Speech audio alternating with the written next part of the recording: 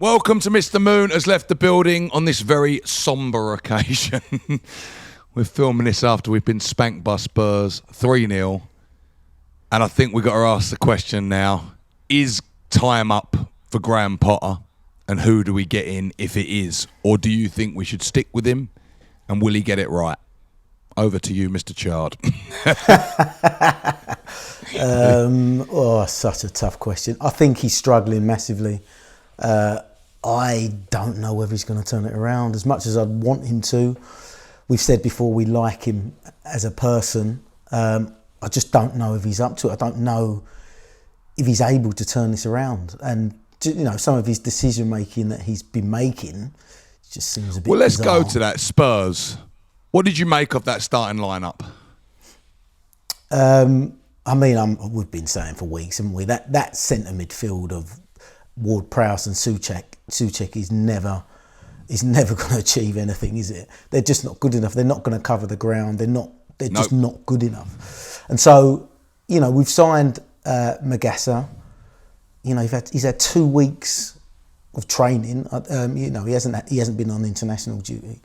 So why not bring him straight in? I didn't understand that at all. And eventually we got found out. I think the first 20 minutes we started that game really well. I agree. I think we were good. We looked toothless though, I thought. We never looked like we was going to score a goal. It was back to like last season. What did you think about Wilson not starting? I just can't believe it.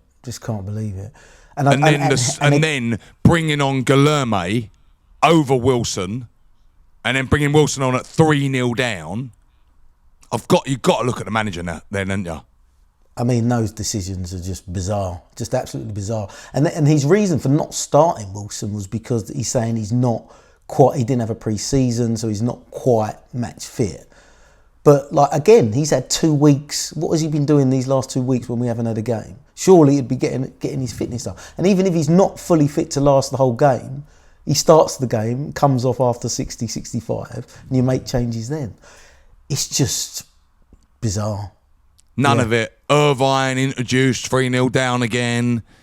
It's all, like, honestly, I've got to be honest. I said it last year. I thought he was the wrong man for us. I would not have let him have the summer. Think that's going to come back to bite us.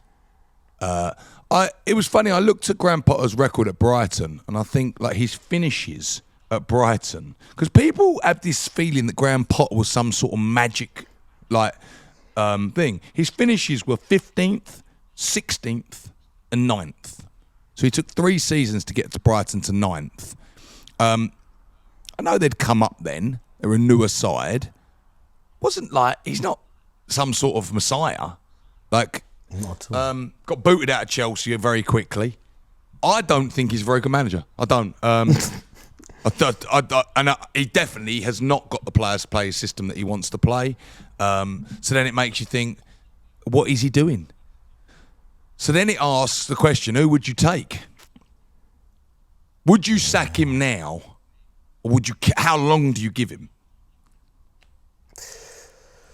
I don't know. I think it'll all come on top if we lose to Palace this weekend. I don't know if he'll get longer than that. And I don't know whether he deserves longer than that. But I honestly believe whoever comes in is going to struggle. It's really tough. I mean, who are the board going to bring in, even if it's, you know. Well, that's the answer, isn't it? It's like, who are they going to bring in? Which cheap options around?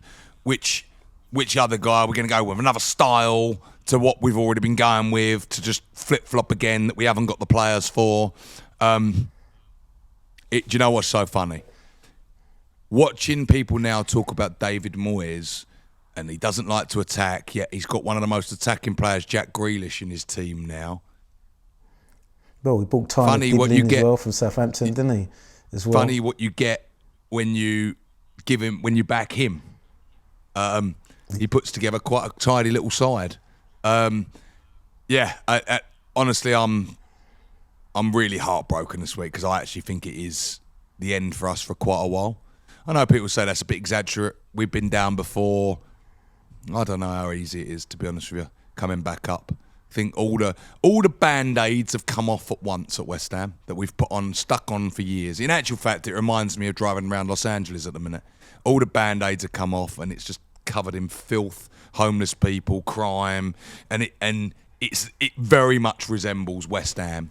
Trash everywhere. And I know we've done this thing about we're a big club, and do you know what?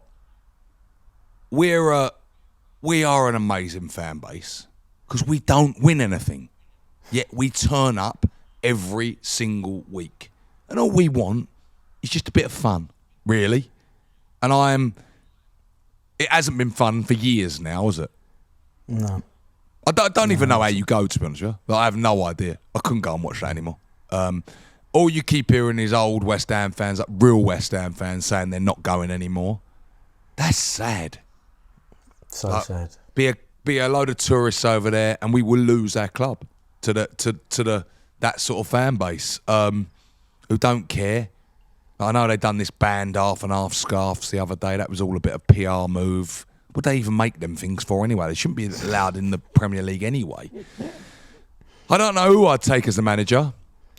I think I'd love Jose. I think I would, because I think he'd put a bit of feel-good back into us at this minute. But Nuno, I can't see Nuno being there either. He's just fallen out with Marinakis. Like, is he not going to fall out with Sullivan and them as well?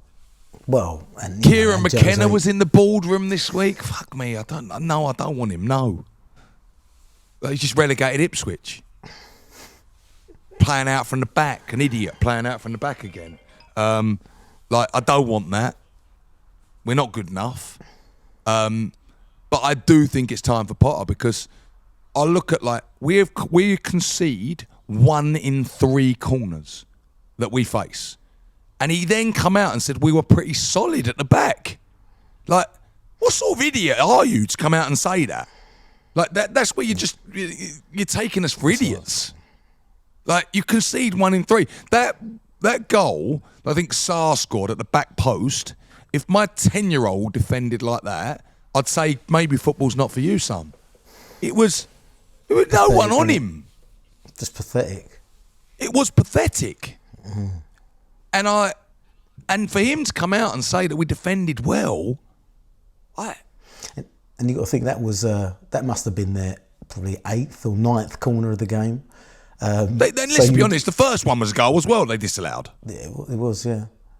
And I was thinking about it. They had basically had Van der Ven and Romero, who were 2 big lumps, but that was about it. And they were causing absolute havoc at every single corner.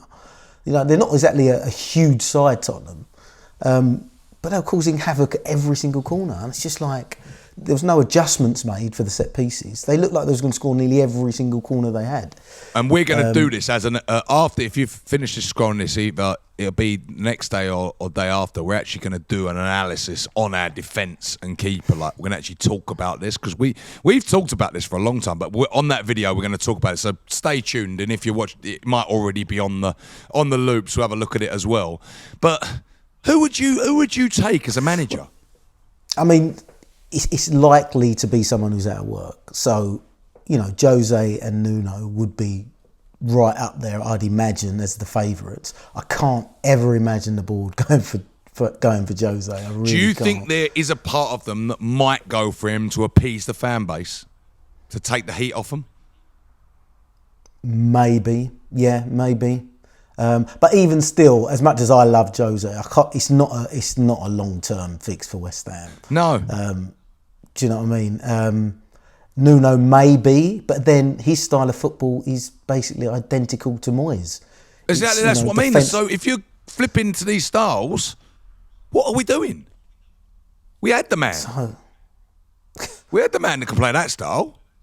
We had the man that can defend corners. And listen, I will give the owners their due as well in some bits. The fans are as much to blame in our situation as everyone else. Like, I know that I love us and everything like that, but we are a problem as well. We are unrealistic. We want more, and a little bit deluded in the sense that we went on. But we were also promised the world-class stadium with the world-class players going for Champions League football. So there's where our delusions of grandeur came from. But we're so far off it now. And I think Potter is to blame with that because Lopetegui was bad. Weirdly, Potter seems to get away with it a little bit more, maybe because he's English and his language skills are a little bit better than Lopetegui. But he is the worst West Ham manager of all time. I know. Can't buy a win. And then you look at someone, do you know, I watched Brentford the weekend against Chelsea, and I actually thought, I wish I was Brentford. And I said this to my mate who's a Chelsea fan. He said, no, you would right now, but then in a couple of years you'll want more. And I was like, you're probably right. It's true. Yeah, it's true. He said, you lot are the problem as well. And you're like, yeah. He said, Moyes got you the trophy. Moyes done this for you. He was getting you 6th, 7th every year. But you lot weren't happy. So where do you think we should be? We shouldn't be higher than that, really. West Ham. Why should West Ham be higher than that? We spend the 7th most. We got that sort of thing. So that's where we really should be.